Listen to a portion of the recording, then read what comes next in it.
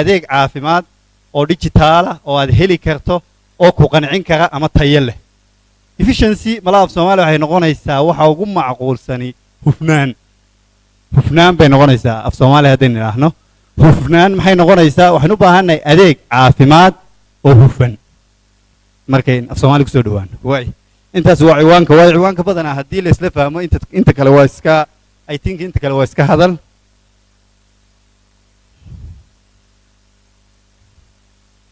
so mushaqeynaya mise anu iyaga balinu flash tina ugu jiro inay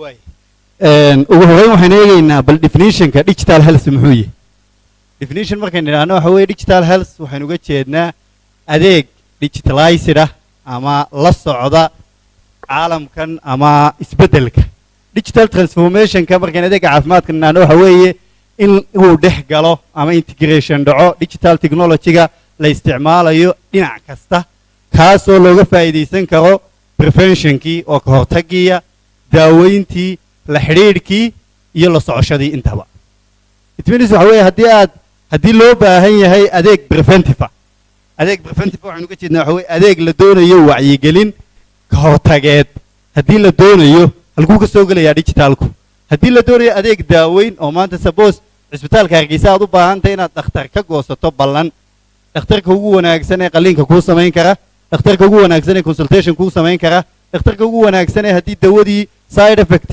ama dhibaato kale kaaga timaado aad la xiriiri karto sidee loo heli karaa marka waxaynu doonaynaa adeega caafimaadka in naqaano ee cisbitaalada yaala inaynu soo gelino digitalization okay I think intaasaan u malaynayaa inuu yahay inta ugu muhiimsani aftercare waxaynu uga jeednaa qofku hadduu xataa dawoobo ama caafimaadba ilaahay caafimaad siiyo caafimaadku ma haro oo badanaa dhakhtarkaad baratay waad la xiriiraysaa ama adeeg baad u baahanta marka taana waxa weeye waa intaa waxaan doonayaa markaa inuu inoo noqdo waxa weeye taariif ku saabsan digital health way maxaynu uga baahanay digital health care oo su'aal isweydiin karna soo ma sidan ma iska joognaa caadi ma iska ahaanaa dhakhtarka ma ku kalahaa waqti badan ma hayga lumo dad badan ha joogaan waxyaabahaas oo dhan okay maxaynu ugu baahanay baynu isweydiinaa waxaynu ugu baahanay digital solution baynu u baahannahay health care keena maadaama aynu wada moobilo fiican sidano internetkan laga sheegaynaya shirkadu inooga sheegaynayaan aan haysano waay baynu u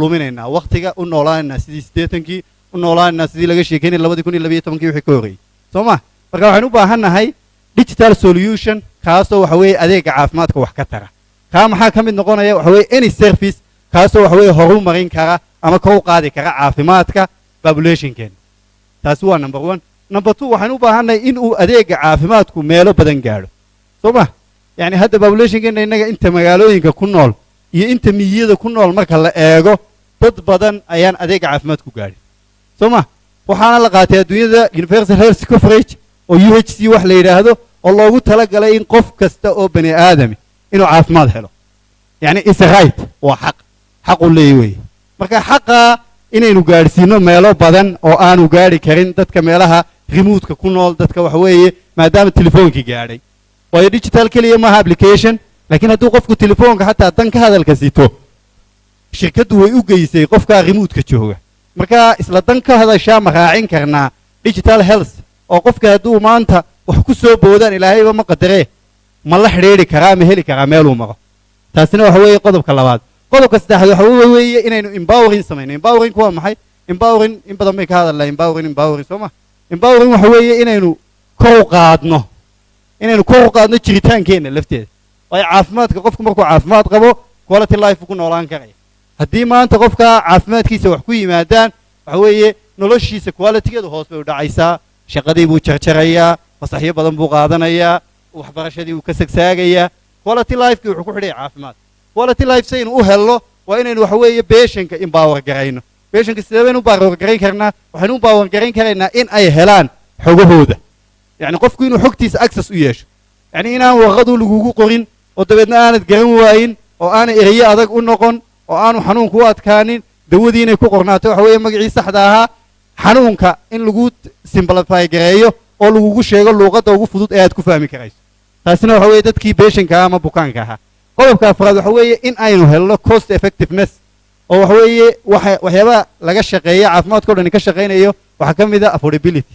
Affordability waa maxay? Affordability waxa weeye adeega caafimaadka ee aynu bixinayno haddii aan la gaari karin ama aan la gooyin karin adeeg maaha sooma just like waxa weeye waxaan jirin waayo waxa weeye haddii adeega caafimaadka dhakhtar kasta oo Somaliland in la arko maanta visitingkiisu uu yahay $20 it means waxa weeye intee in leeg bayn ka xarimaynaa inay helaan waxa weeye visiting ama inay dhakhtar booqdaan marka cost effectiveness solution ayuu keeni karaa digital health isagana taasina waa qodobka afraad marka maxaynu uga baahanay markaynu leenahay waxaan u malaynayaa inay inoo yara caddahay ama aynu odhan karno waxa weeye waxbay inoo tari karaa digitalization of the health care way qodobka labaad ee aan doonay presentation inaan ku eego waxa weeye in baaga saameyn noocee buu leeyahay waxan saameyn noocee buu leeyahay tusaalayaasha saddex baan soo qaadan doonaa tel meetingka ama telephone meetingka ama telo waxa la yiraahdaa therapy luqadda la doonaha lagu sheego muhiimaddu waxa weeye qofku in uu dhakhtarkii la xiriiri karo isagoon u tegin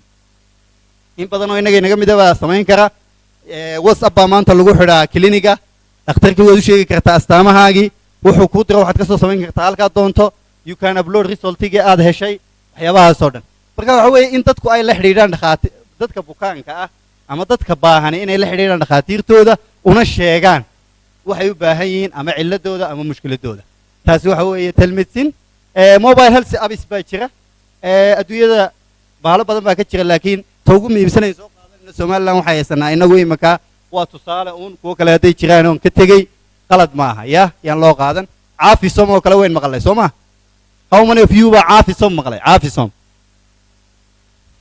ama shaafi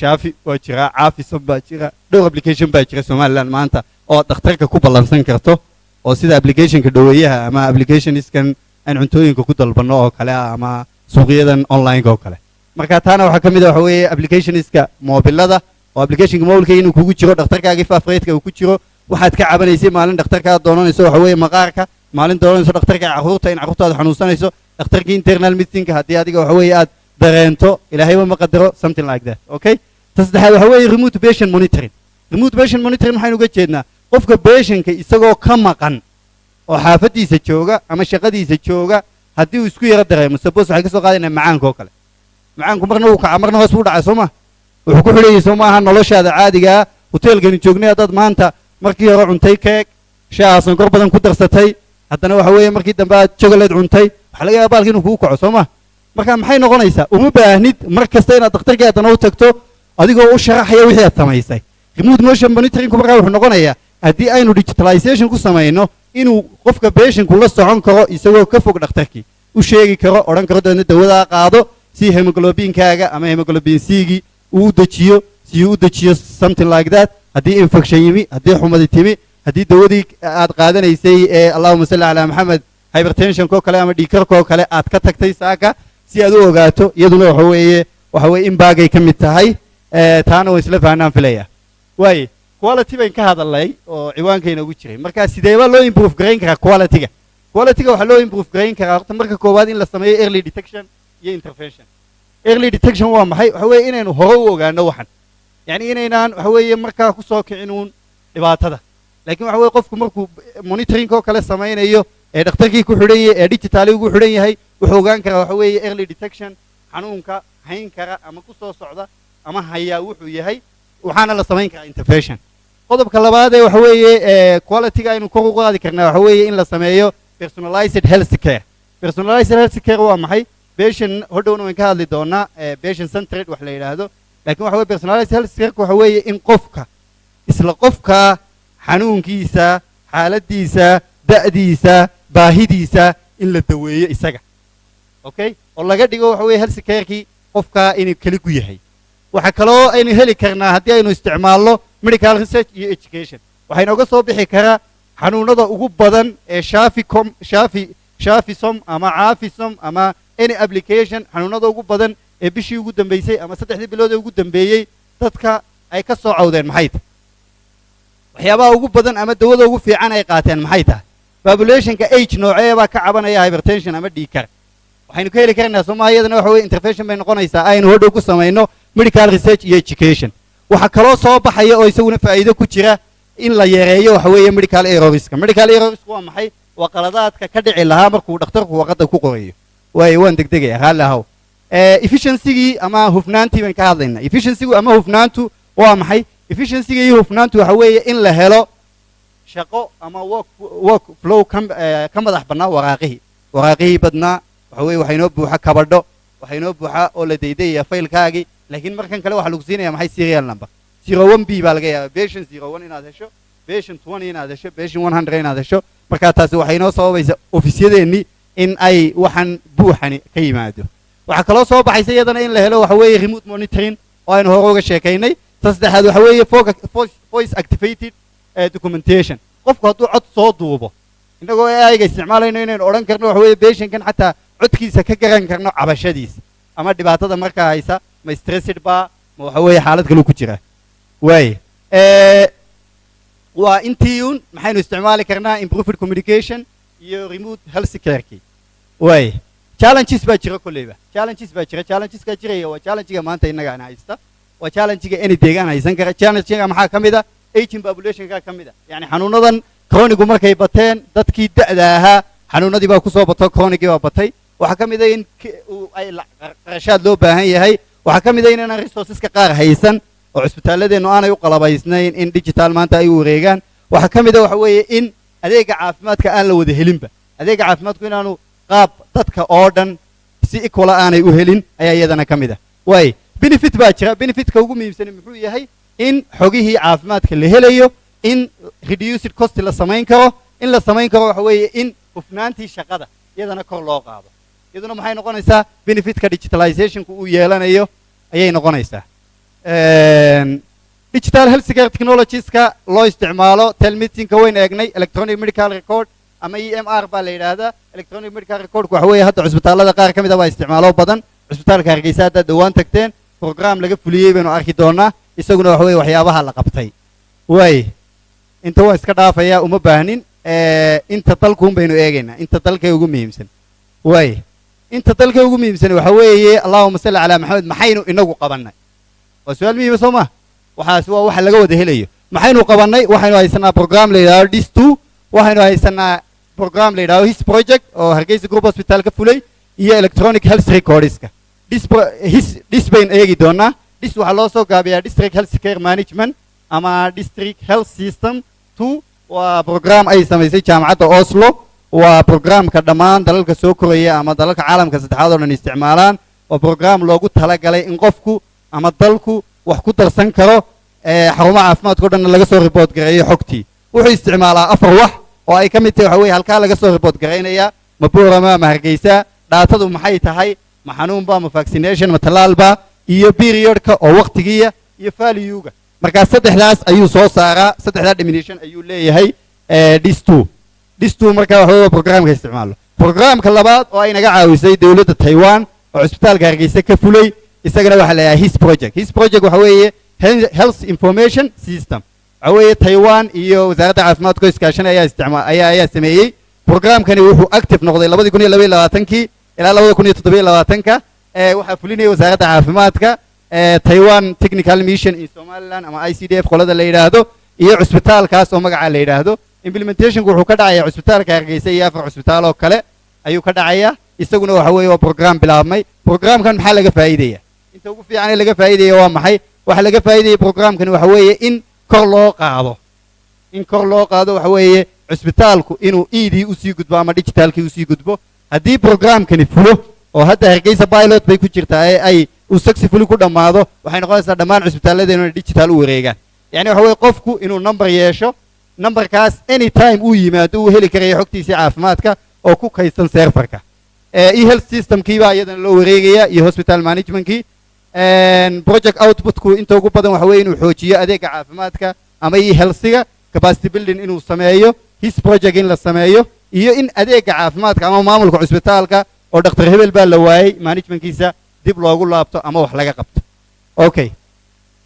barriers baa jira baa ugu muhiimsan inta ugu muhiimsan oo digital health-ga inaan u guurno inagu barrierska maxaa ka mid ah privacy-ga ayaa ka mid ah security-ga privacy-gu waa mushkilad jirta caalamka oo dhan oo laga hadlayo privacy-gu waxa weeye qof kasta inuu doonayo ama ka cabanayo xogtaydii magacaygii nambarkaygii telefoonkaygii xilligaan dhashay waxaan dhalay cidda aan qabo ama cidda ay qabta in cid kasta ay hesho soo ma marka iyaduna waxay ka mid tahay mushkiladaha aan doonayna inaan xalilno standardskii naga dhiman baa ka mid ah costigii iyo accesskii baa iyadana ka mid ah waan dheeraynaya raalli ahow istaraatiijiyadaha aynu uga gudbi karno maxaa ugu muhiimsan in investment la helo investmentka shirkadi way nala joogaan way investgareyn karaan waayo mashaariic ka waaweyn bay investgareeyeen collaboration in la helo health careka iyo wasaaradda caafimaadka iyo in la helo adeeg patient centered care oo waxa weeye muhiimadda ugu weyn ay tahay waxa loo yaqaano allahuma salli calaa maxamed patientka implementing markaynu idhaahno maxaa laga faa'iidayaa ama implementationka marka la sameeyo infrastructure iyo IT baa loo baahan yahay support waxaa loo baahan yahay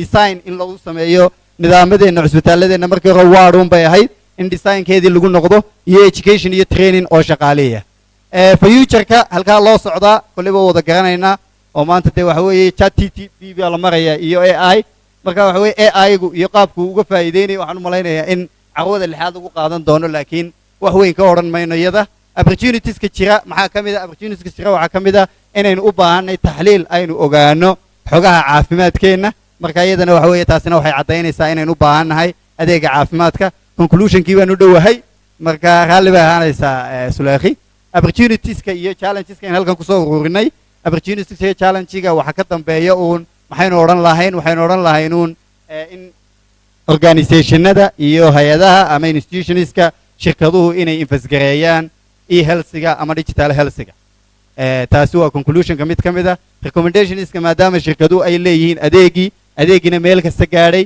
in adeegii lagu xidho in caafimaad lagu heli karo governmentiga waxaynu u soo jeedin lahayn in iyadana waxa weeye wixii standardisa iyo regulation in looga baahan yahay digital health-ga iyadana la dhammaystiro waxaan u malaynayaa waa question and answer session haddii ay jiraan wax su'aalihi oo aanan waqtigii wada qaadan way dhamaad okay thank you any question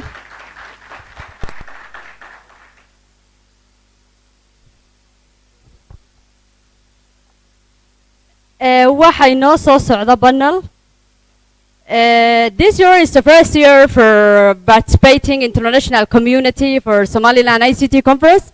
So they are the part of the discussions, presentations, and also solution cases. So now I'm going to be welcoming here for Hussein to present and welcome other team that from another international community. So I'm going to be say welcome Hussein.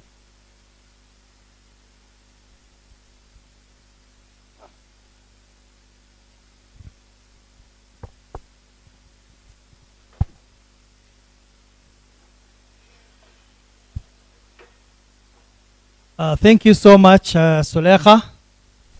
Assalamu alaikum wa rahmatullahi wa barakatuh to everyone. I here welcome the international community that has taken part in this 5th Somaliland ICT conference.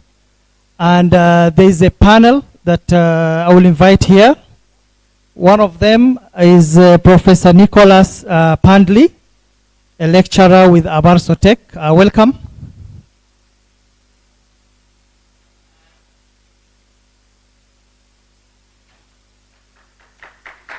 A round of applause. Thank you. Our second panelist that I will invite is Professor Amare Segane, also a lecturer with Amud University. Welcome. Our third panelist I'm inviting here is Engineer Fidel Akinyi Omondi from Kenya, IT Manager with Global Technology and World Bank Somalia and Somaliland. Our last and final participant from Germany, Mr. Torsten. Welcome. Mr. Torsten is an entrepreneur in the field of cybersecurity with several companies based in Germany and Kenya as well. So welcome. Without further ado,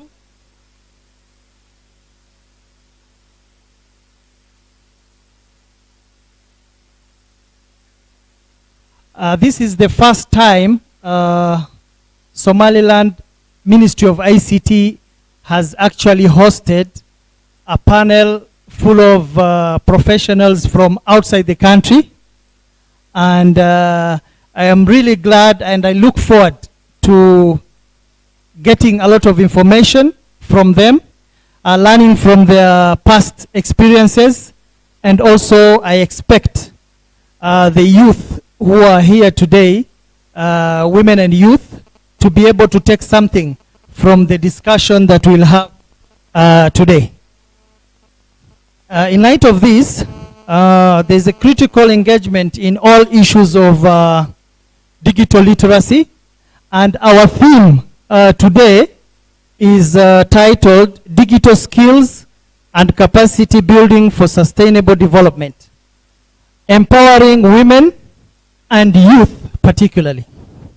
As you can see from the theme, we will be looking at skills that are needed for our youth, the kinds of capacity building that is required for the future. As you all know, technology is moving at a very high pace, and we need to be able to cope with that at the same time. Also getting to know what advantages do we have with this fast transformation of digitization. Shall we have the training that we used to have 5 years ago, or we need to do a lot of changes in our curriculum when it comes to digitization? Our discussion today will touch 3 objectives. One of them will be to figure out Somaliland's digital skills and sustainable development for youth and women prospects. The second objective of our discussion will be to draw attention to the importance of the digital skills and capacity building for sustainable development, empowering women and youth, which is in turn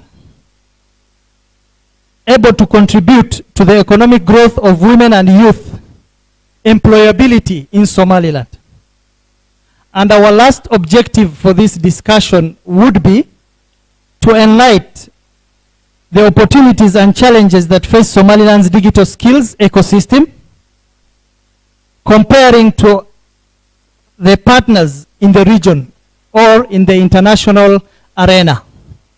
So without overdue, I would get into our questions today.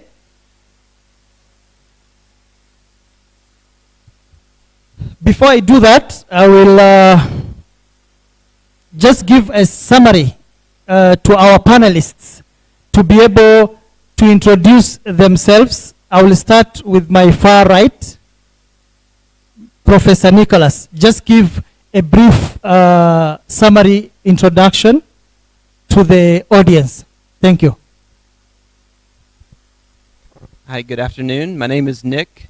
As Mr. Hussein said, I am an instructor at Abarso Tech University. There at Abarso, I've taught software engineering and also the English language. And I've been here in Somaliland for about 5 years. Great to be with you all today. Thank you so much, Professor Nicholas. I will give it to Professor Amara. Thank you very much. My name is Amara Mangash, and I'm from Ethiopia. I've been in Somaliland starting from 2017. I'm teaching in multiple universities, and at this time, currently, I'm a part of Amur University, Department of Software Engineering. Thank you, Amare. Good afternoon, everyone. My name is Fidel Kinyi Omondi. I am the IT manager for global digital and technology within World Vision, by supporting Somalia and Somaliland. I'm based in Nairobi, but with frequent travels to Somaliland and Somalia, and I'm One other thing about me is that I'm very passionate about women in technology. Yeah, so I'll be looking forward to discuss more about that. Yes, go ahead, Mr. Thorsten. Before you start, I will take this opportunity to greet you in German. Guten Abend. Welcome to Somaliland. Thank you very much. My name is Thorsten. Good afternoon. I'm happy to be here. It's the first time that I'm in Somaliland, and I have a very amazing impression of this wonderful country. And I'm an entrepreneur in cybersecurity and e-government systems.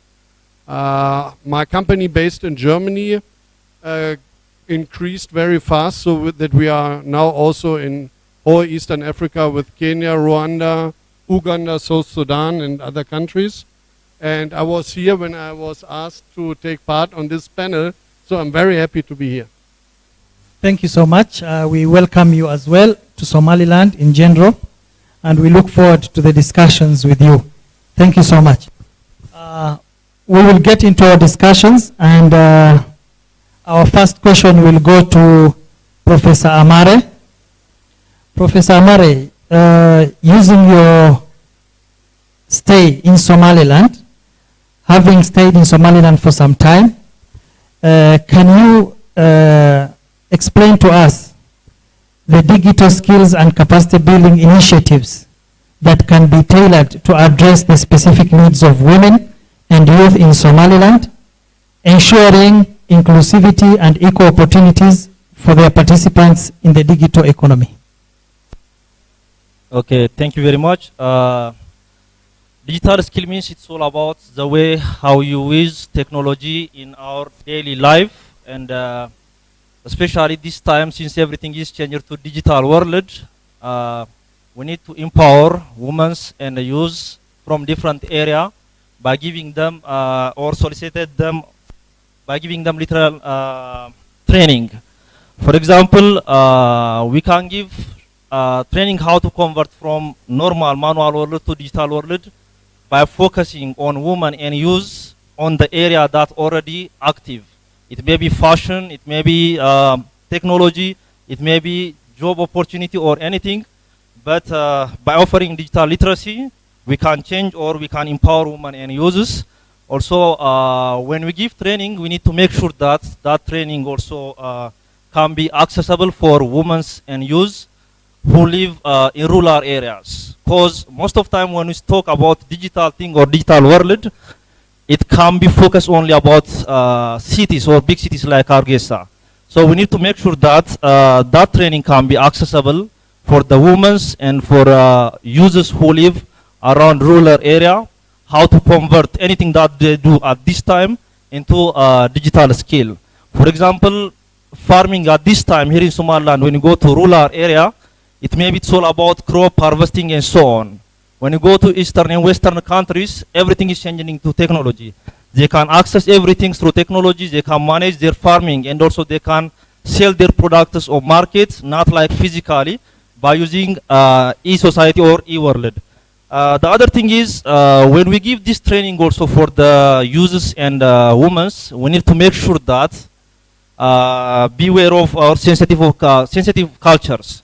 For example, sometimes women doesn't feel comfortable when they take training like with men's. So we need to make sure that we have comfortable environment for the women to participate in those training. The other thing is, not only this, in addition that, by creating or by establishing women's network through e-society, that means through electronic devices, they can share their idea, they can share their information with each other. At the same time also, they can get information from professionals. So if the country invests in those initiatives, easily women and youth can participate in digital skill in economy. Thank you very much. Thank you, Professor Amare, for enlightening us on the issues that can be tackled through digital literacy at large. My second question will go to Professor Nicholas. And Professor Nicholas has been in Somaliland for 5 years as a software engineer lecturer at Abarso Tech University. Professor Nicholas, my question to you is, the rapidly changing digital landscape requires continuous upscaling. How can capacity building programs be defined to provide ongoing support and learning opportunities for women and youth in Somaliland? Yeah, thank you, Mr. Hussein. So when you asked me this question about women and youth, one of the things I think about is my own childhood, which is different than other people's. But I do want to say and point out that at a very young age, maybe 6 or 7 years old, my family purchased a computer. And, that's kind of a special privilege to have that. But also looking back, my father was a coal miner. He was a laborer. He dug in the ground for resources. And so looking back, even as an American, I know that my family really sacrificed to give me a chance to learn and to learn on a computer even. And so when I think about this question about youth and about women and how we can grow their skills, my mind goes back to that first computer that I had. And so we do have to make sacrifices to try to promote and to have opportunities for these groups. So if we believe that women have an inequity, that they don't have as many opportunities, then what we would want to do, like Professor Amare also said, is to have trainings that are specifically focused on these groups, and so have opportunities specifically for women in which they could be trained, and with that would come promoting that training for the women and subsidizing opportunities. 20 years ago, when I was an undergraduate student, as a computer science student, I saw a very big difference in the ratio between men and women. And now today, as when I teach, I can see also a big difference between the number of men and women that we are training. And so to address that, one of the things that we can do is to promote and to subsidize opportunities for women. I want to propose maybe 2 ideas for what that training may consist of beyond the trainings that are already happening.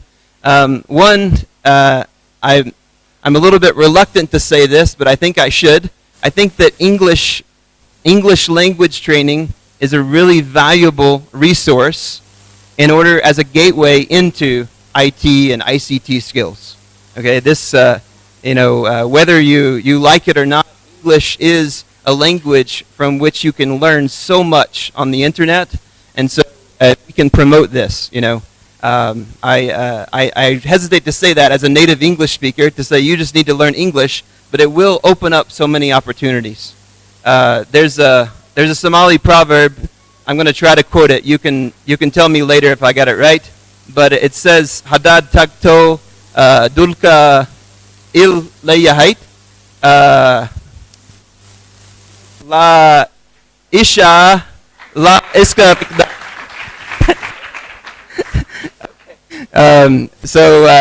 Hopefully you got the idea. It says that if you go to the land of people with one eye, you pull one of your eyes out. And so what I'm proposing to you is that in the world of technology, English is very dominant, and so you're going to be more successful if you can increase your language capacity for women and children. One very short final thought is just I think that women and children, the more that we can equip, women and youth to be data science experts, I think that's going to be valuable for the future, to understand our society better and to make positive changes. So data science, not just, we have too much focus on web applications and mobile applications. We need to be experts on data. Thank you so much, Professor Nicholas. You have actually touched on an important topic, and we really thank you for giving us a proverb in Somali. the 5 years you've been in Somaliland has actually been fruitful. You've learned something from us. With that, I think I can just elaborate more on the issue that you've raised for ensuring that our people, or the youth and the young people, get to learn English in order to be able to cope with the technology trends that are going on. Actually, it's very true, because sometimes there are technological words that we fail to explain in our natural language. So that is one thing we can do. But at the same time, not forgetting our culture and where we came from, we can be able to also start coding using our own language, which is possible. Starting with the basics, technology has grown. We can have different languages to have softwares on. Like, for example, in Rwanda, they have the revenue system, which is in Rwandese language. So that one also, it's something that can be kept in the background. But for us to cope with the trending technology, we need to adapt with the language. Thank you so much, Professor. My next question will go to Engineer Fideli, the only lady with us. And the topic we are talking about is also about women and youth. I would prefer when you have more than one lady, but she's lucky she's the only one. So I welcome you again, Engineer Fideli. My question to you is, women may face cultural and societal biases that hinder their access to digital education. What steps can be taken to create a supportive and inclusive environment that encourages their active participation in ICT-related fields?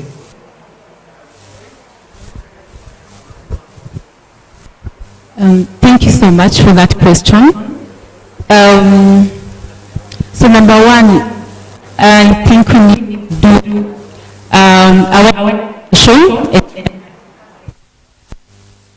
awareness creation and advocacy. So we need to go out there and create about the importance of and the significance of having gender diversity in the ICT field, and also to talk about what are those stereotypes that hinder participating in this ICT related field. There are stereotypes like women are less capable, and are not able to do it, which is not true. So we need to, have a sit down with women and say, what are these that hinder participating actually? Then once we get to know, then we go into our institutions.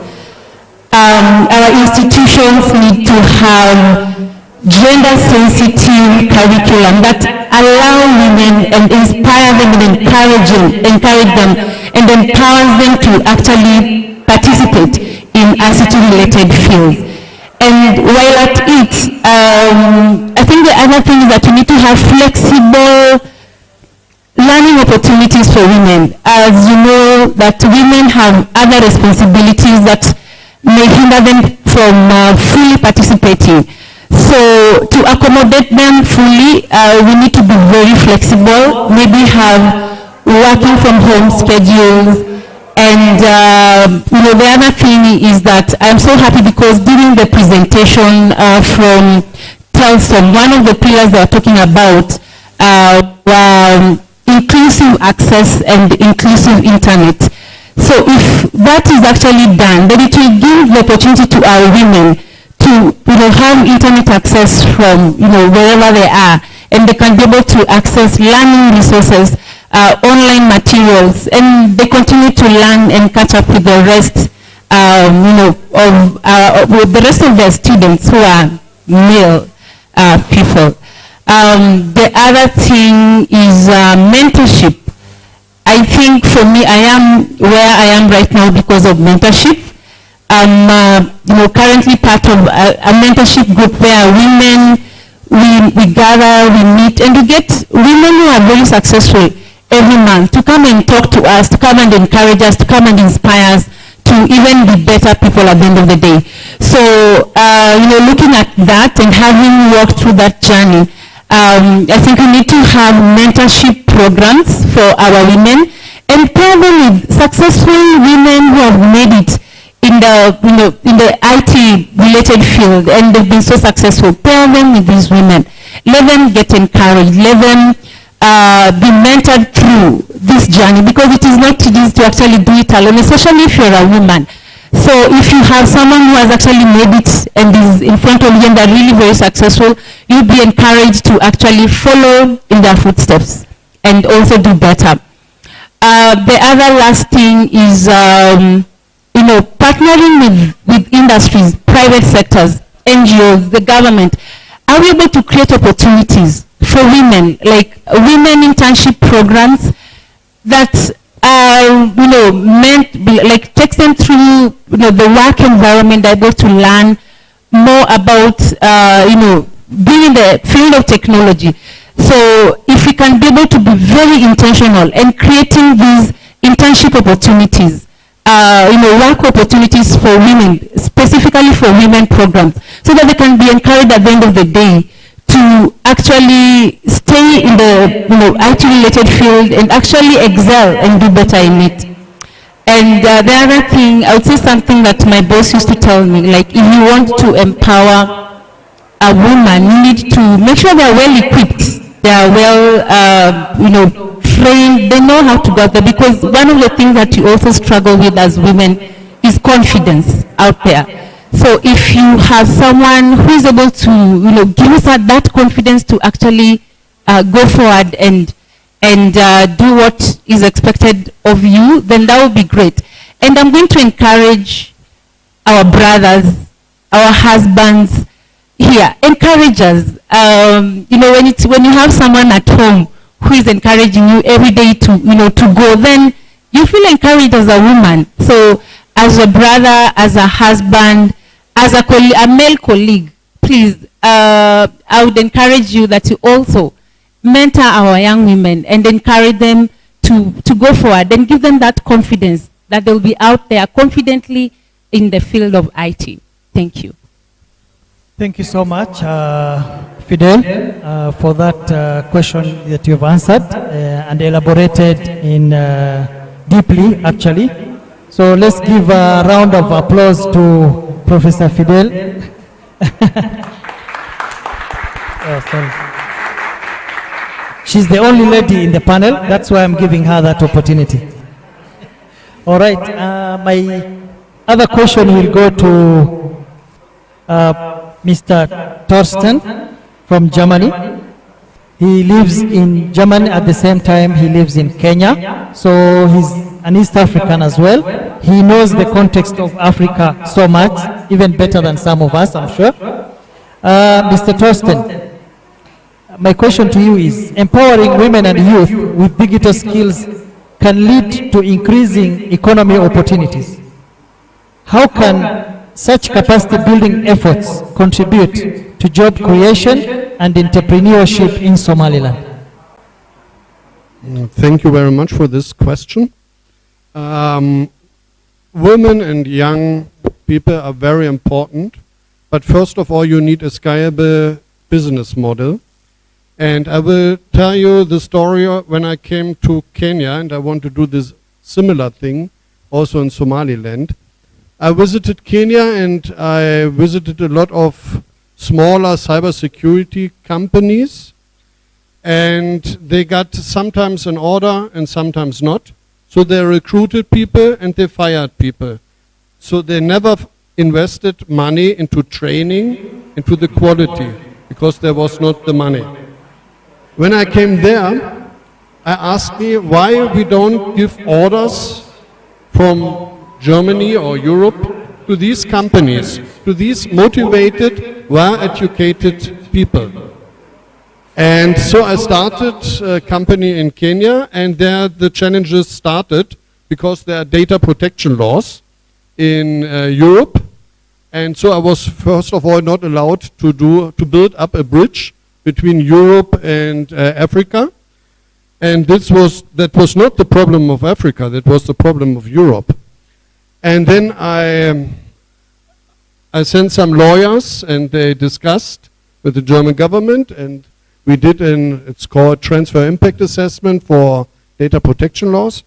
And we did all the ISO standards and everything, and so now we are allowed to do business in Kenya in IT security for Europe, and we create a lot of jobs. And with this business model, we don't have to fire someone. And then you start also to look for your resources. You have to do capacity building. And of course, also women apply for a job, and we give them a job. Our head of monitoring service is a woman. Why not?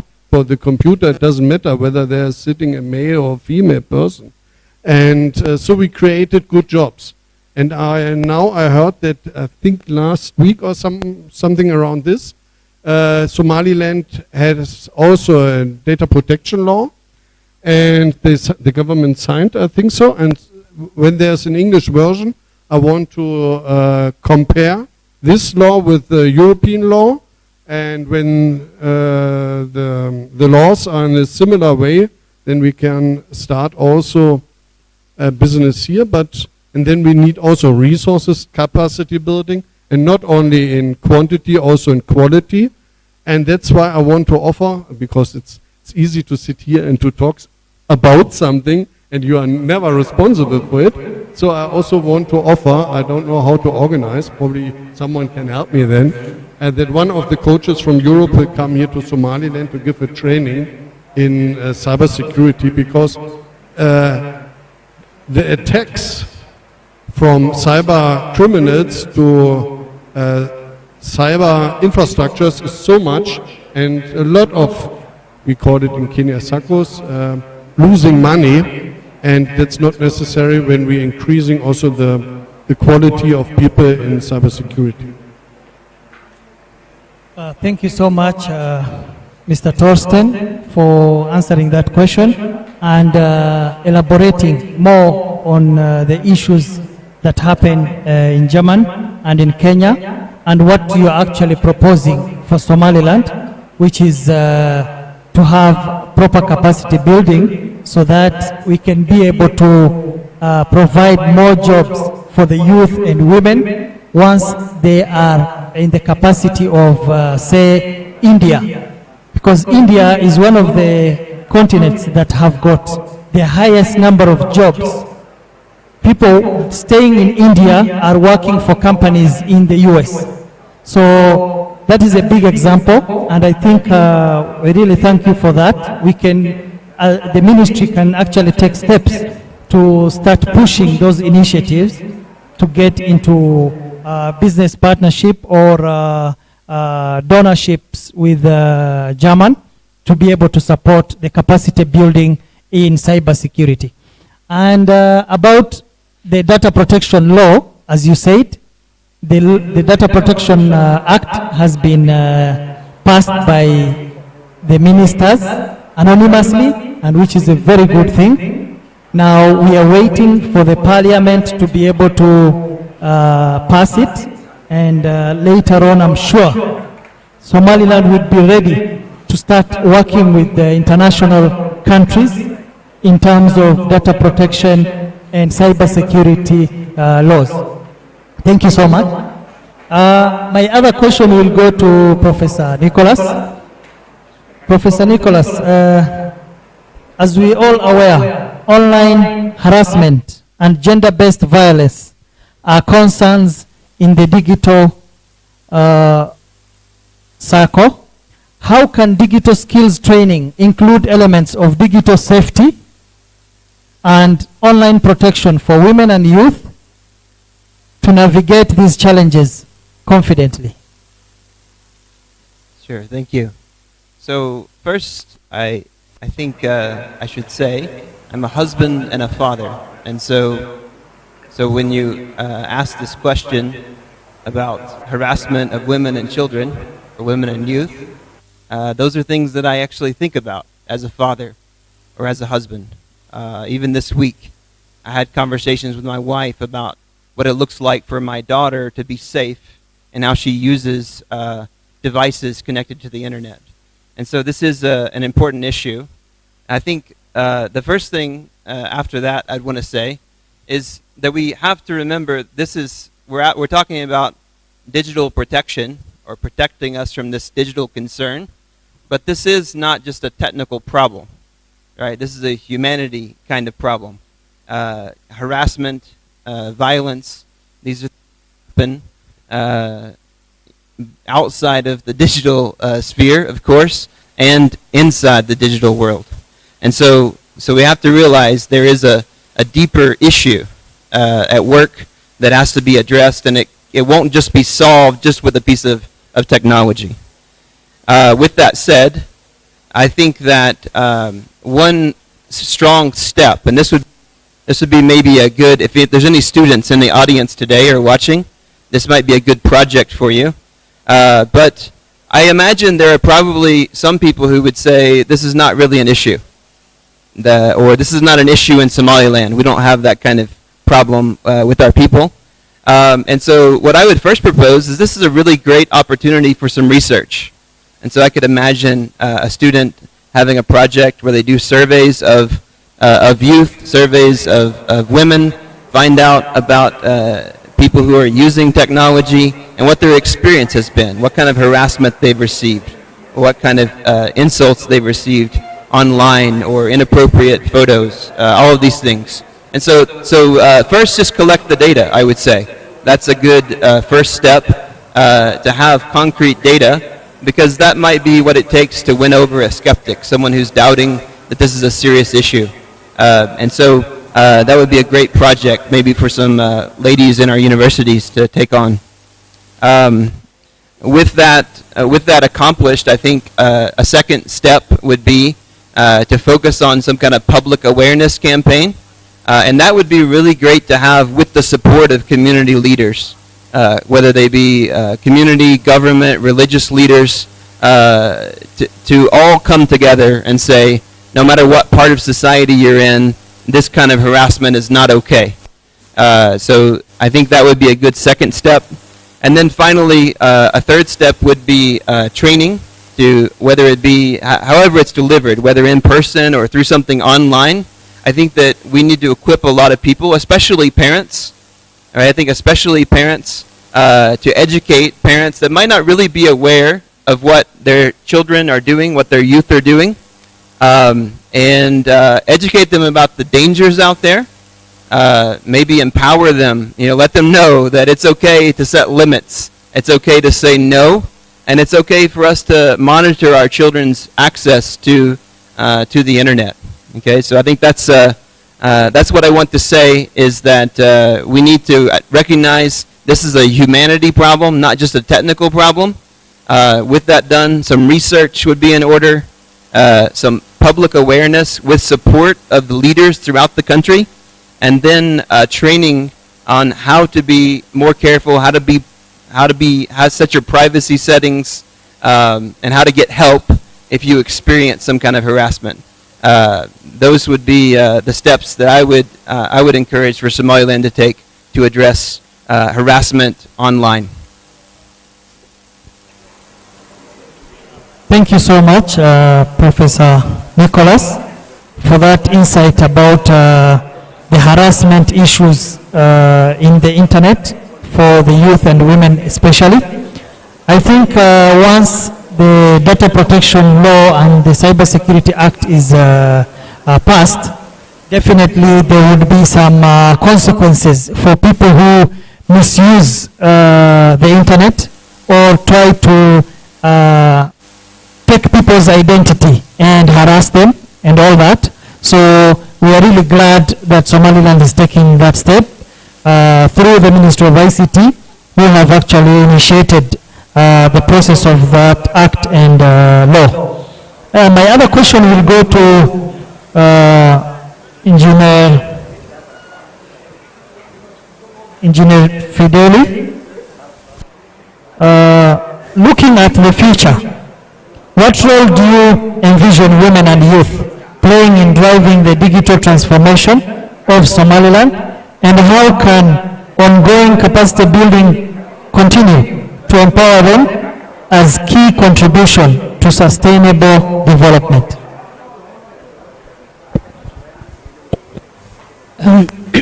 Thank you so much for that question. I see women and the youth playing a very key role in ensuring digital transformation. And one of the key roles is that the youth, they're very innovative. They're very, very innovative.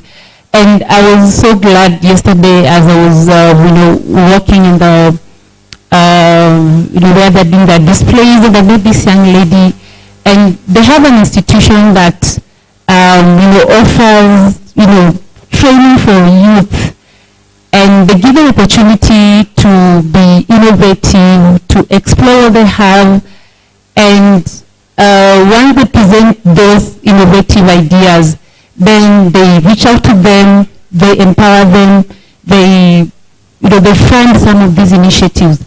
And so with that, I see youth taking a very major role in driving digital transformation through coming up with this kind of great innovative ideas, because the world of IT is evolving every other day. And that is, as it evolves and the training that our youth have received, then they are going to be to access the international market. They're going to be very well equipped in terms of their capacity, and all that.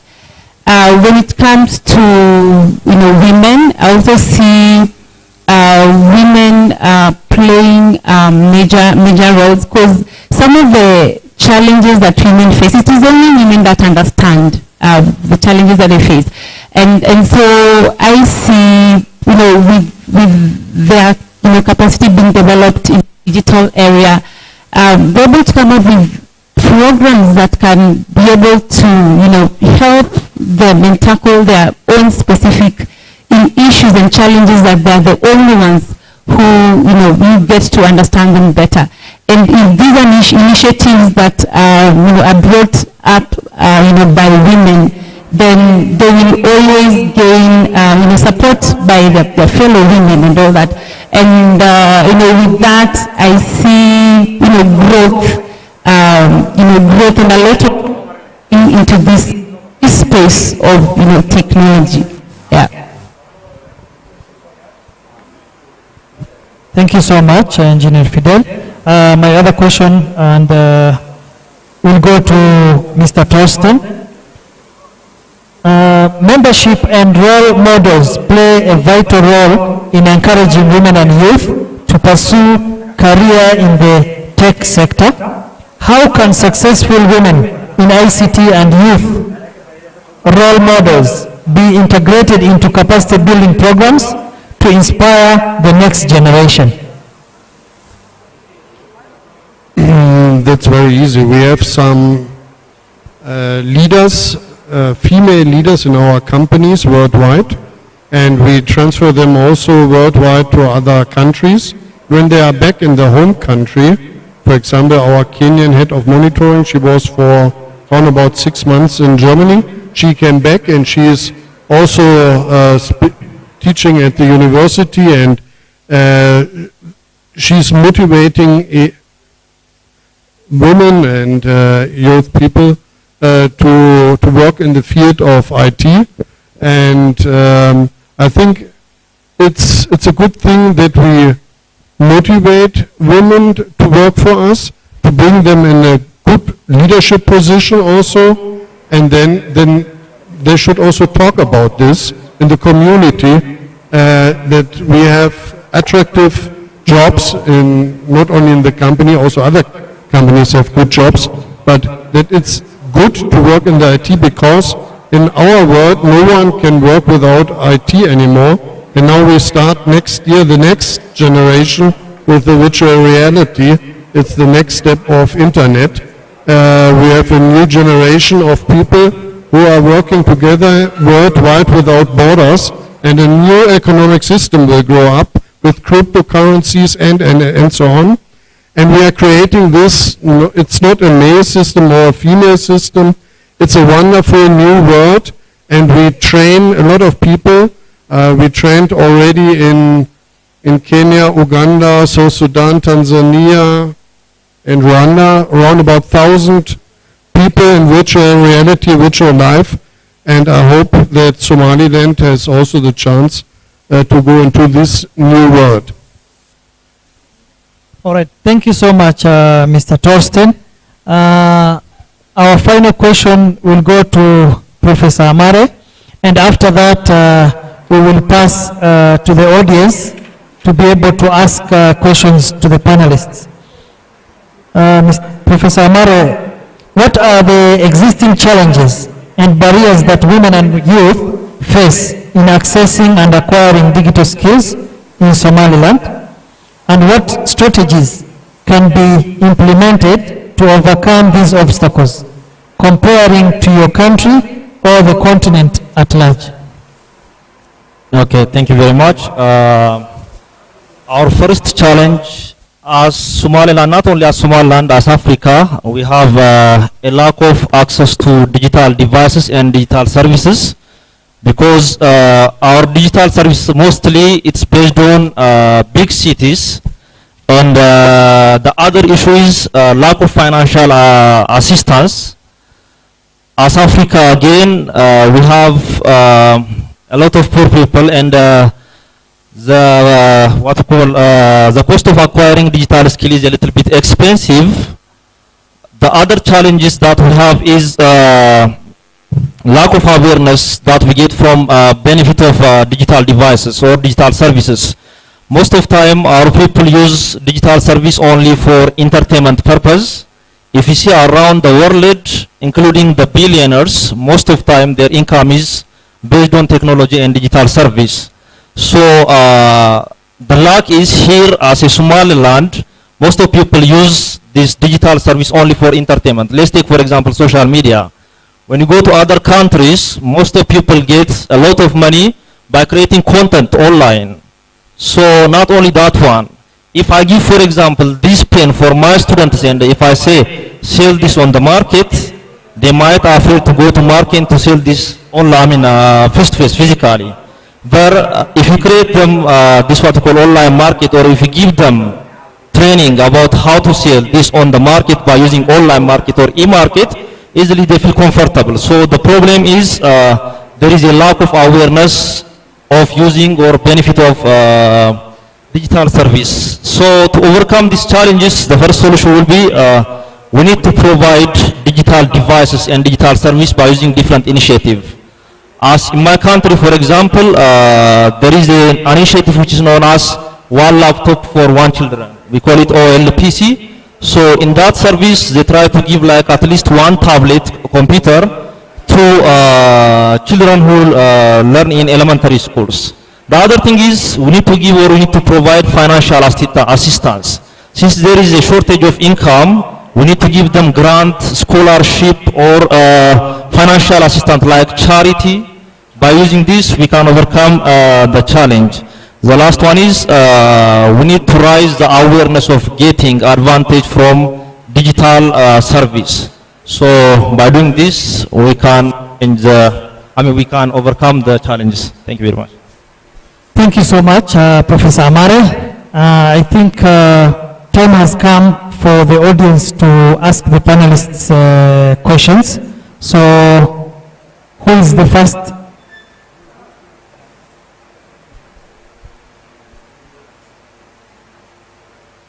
sidoo kale su'aalaha Soomaali waa lagu weydiin karaa. Soomaali ku weydiiya.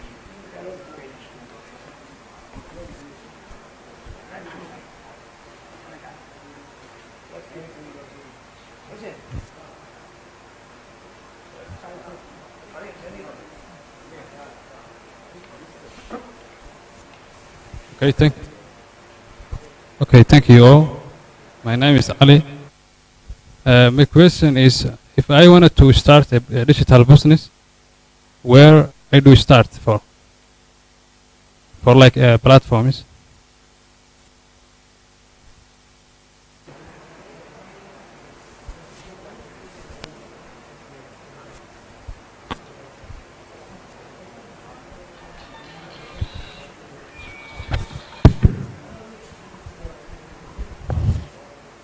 Thank you very much for the insightful discussion. My question is related to digital literacy. As we know, most of the time when we think of digital skills, we most of the time focus on the hard skill and forget to focus the soft skills. And when you see the digital situation in our society and how our societies are helpless in navigating the digital world, especially in terms of getting online content, how can we have a comprehensive digital skills strategy that covers both the soft skills and hard skills, so that we are not anymore helpless in navigating the digital world, especially in terms of consuming online content, which could be very harmful to youth and women especially. Thank you very much.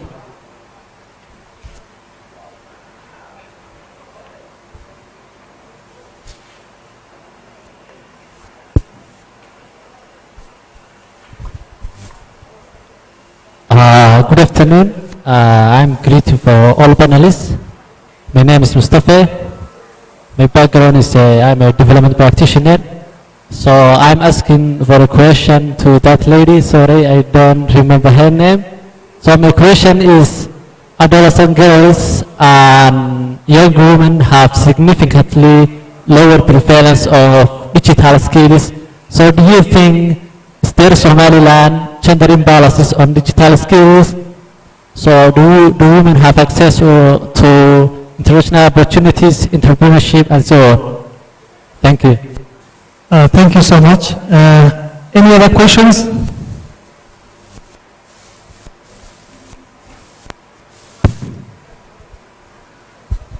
Thank you very much. I think my question is more directed towards Torsten, and as well as to the entire panel. So my name is Orale. I'm one of the Somaliland diaspora born here, but actually got the opportunity to really see digital transformation across Europe.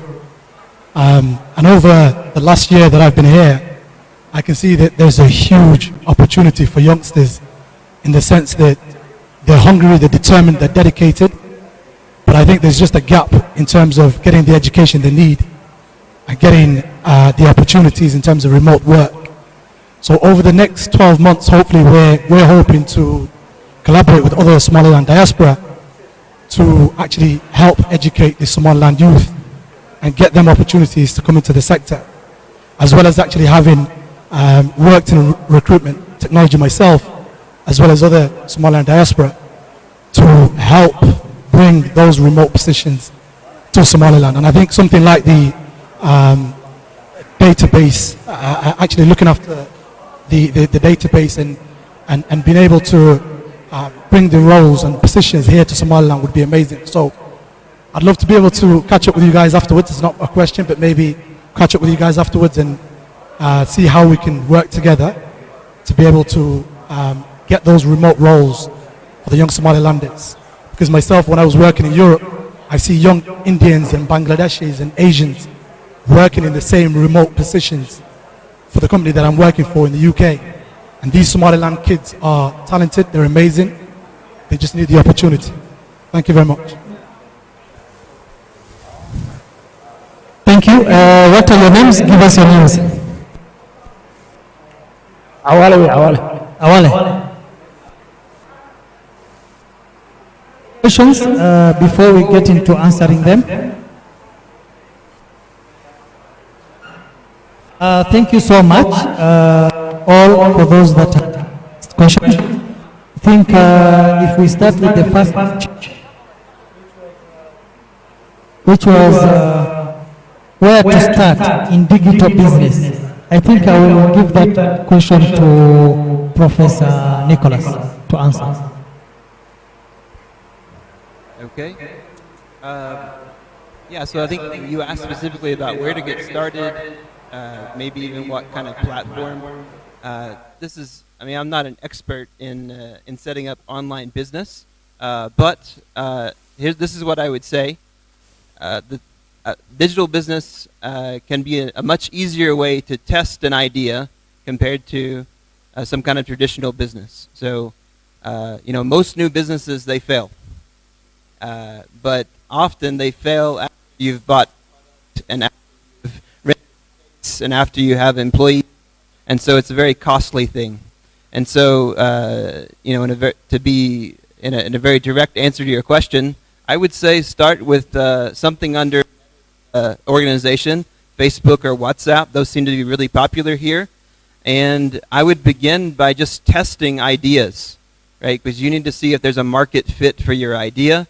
And you can do that by running ads, and you could even advertise a product that you don't even have yet, right? You just want to test, because if you put an advertisement out for a product or service and you see a really huge response, then that gives you some kind of information to move forward.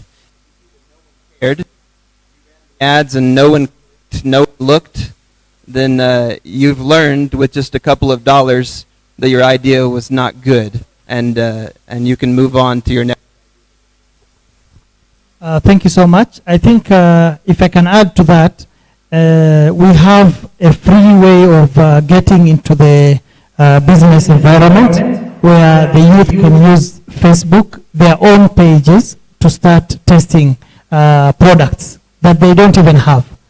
So I think the way the country is going, it's going to the right direction, because in the region there are some e-commerce projects that are coming, which will be to integrate e-commerce across the border throughout the region. So good things are coming, but in the beginning, you can start with Facebook, you can sell anything. And there are very many youth who are actually benefiting from Facebook and doing business using Facebook.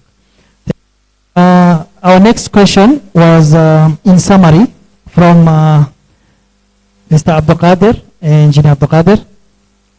The strategy of good digital skills, just in summary. Is that right? Okay, I give that question to Professor Fidel. Thank you.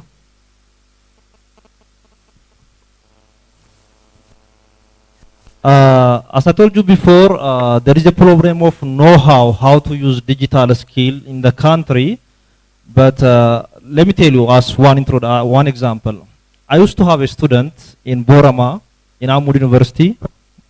He told me that he has around 25,000 followers on Facebook. Also, he told me that he has around 4,000 followers on YouTube. And he said that I need to get money from this account, but I don't know how to get money from this account. I asked him that how many years you use this account. He told me that more than 3 years. Now, that student, he doesn't have knowledge how to change that thing into money. So if we give them training, like I told you, I call him in the office, I give him like 5-minute training. Then he told me that at least minimum he'll get around $200 per month only from digital content, or what we call social media content. So the same as always, when you go to rural area, they don't have access for this digital service. Our digital service from government or from other initiative, it's based on cities, like big cities like this. And by default, most of time, people who live in the city, they have the access and have money also compared to the rulers. So our initiative must to go to that local areas, around rural areas. Also, we need to give them training. Not only training. We can create women's network. Based on that network, one lady or one person can give them training how to change their business into digital skill. Sometimes by default you have some skill, but you don't know how to change that into market. So you can overcome this by using what you call training. The other thing is we can establish youth entrepreneurship center by creating a center that helps us to give training for the users or young people how to get money or how to generate money by using their skill, by converting it to digitals. Also create digital skill academic that gives short-term training. It may be for how to design a website, it may be about e-market or e-business, but for me, this type of issue can be solved by training. But that training must be comfortable for every person or every user. Thank you very much. Thank you, Professor Amare. That question has been answered, but if I can just add that, there was that element of how can we protect our kids, women or youth from bad content. So I think there are many initiatives that have been done out to be able to have applications that the parents can be able to control what their kids are searching.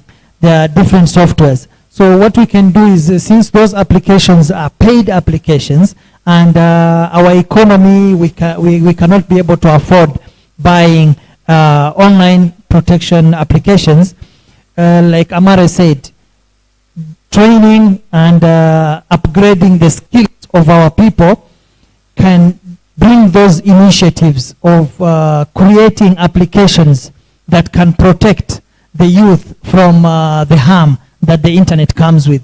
As the internet has got both ends, it's like a knife. It can be used on both sides, on the good side and on the bad side. So using skills and capacity building to be able to initiate the youth to create applications that can protect them. The third question, which was directed to Engineer Fidel, is there gender issues within the Somaliland economy? How can we protect or give equal opportunity to both genders in terms of the digital space? Thank you. That's a very good question. And how we can be able to give, equal opportunities to both genders is, especially in digital area, I see there are very few women. And so for me, that's why I'm speaking for women. And, one of the things that I said is that, first of all, creating, awareness on the importance of this, inclusivity and, including everyone and giving everyone equal opportunities. And the other question I was asking, what are some of those stereotypes that women have that actually hinder them from, participating in, in digital, in IT? And, with that we said we need to have, women a lot of responsibilities at home. So it is not equal because of those responsibilities. And for that, we were saying, how about if we give them flexible times? Because I know there are very, very good women who are very, and we can be able to tap into their skills. But the issue is, they're not coming out.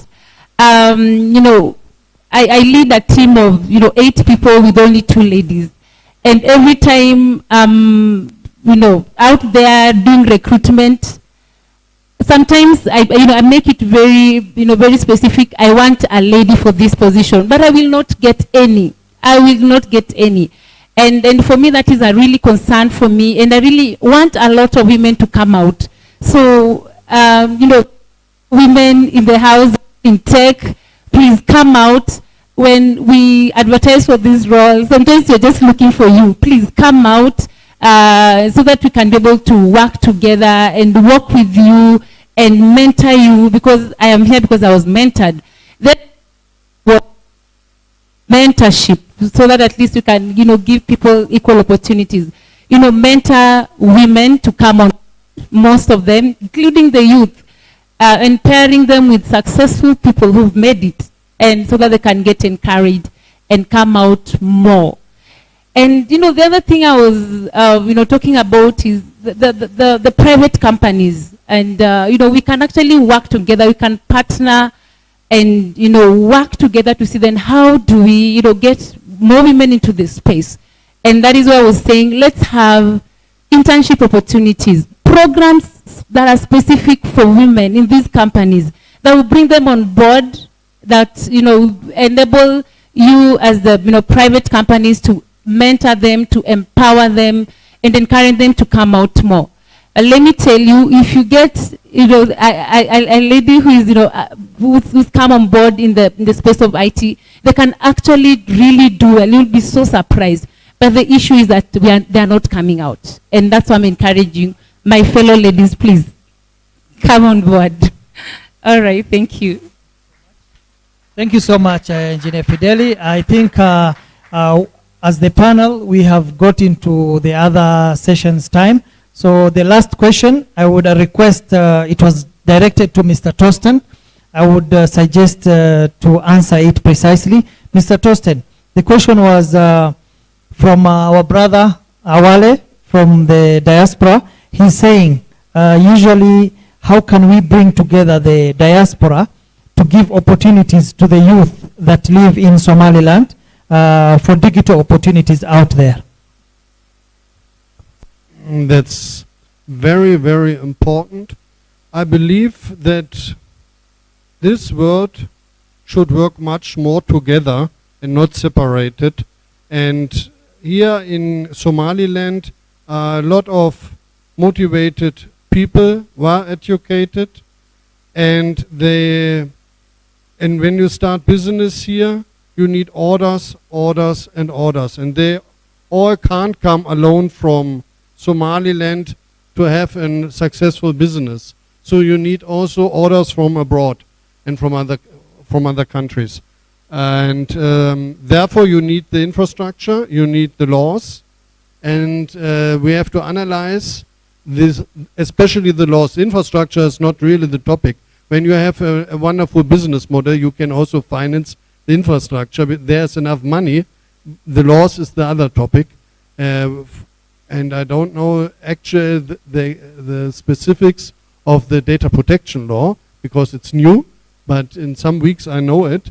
And then the diaspora is very important because you can talk in other countries about the possibilities, the opportunities here to do things in Somaliland, like Rwandese has done this for software development.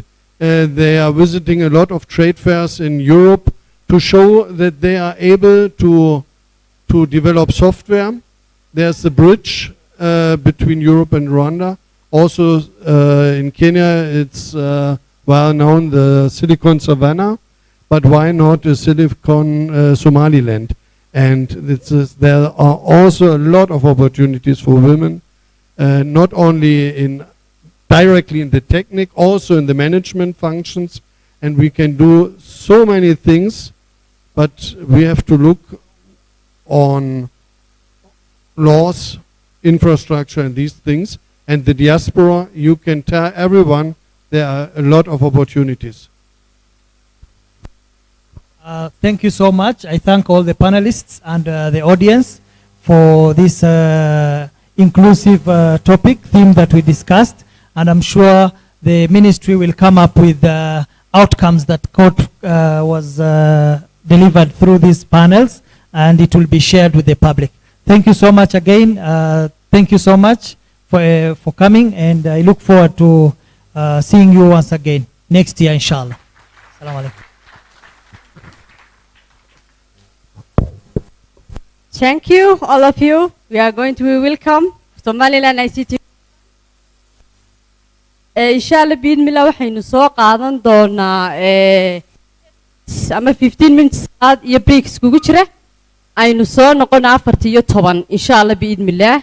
Waxay noo sii socon doonaa sanshan kale iyo waliba abaalmarinadii shirkadaha iyo wasaaradda isgaarsiinta iyo tiknoolajiyadda. Marka waxaan idin leeyahay soo degdega.